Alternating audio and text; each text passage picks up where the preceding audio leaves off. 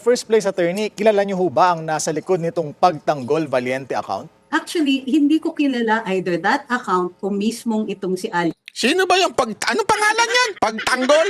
Eh baka may taga-pagtanggol yan. Hindi. Alam mo, yan, dyan ako pabor. Dapat, yan ang hinahanap ni Risa Ontiveros. Hindi kaming mga nag-react. Ewan ko ba? Pwede namang mag-research. Hindi, eto ang alam ko, NBI can ask Facebook or YouTube kung sino yung nasa likod ng identity. Ako nga, sabi ko nga sa inyo paulit-ulit eh. Kung ako lang senador, hindi kung ako senador, pasensya na, pero isa ito sa mga bill na gusto kong magkaroon. Dapat, nagpapasa talaga ng ID ang mga, o i-require ang ID ang mga social media accounts. Siyempre, hindi sa atin, sa ibang bansa. I-require natin sila na kailangan may ID ang bawat account para kung sakasakali magkaroon ng ganito mga instances, madaling i-pinpoint, di ba? Kung sino yung nag-upload.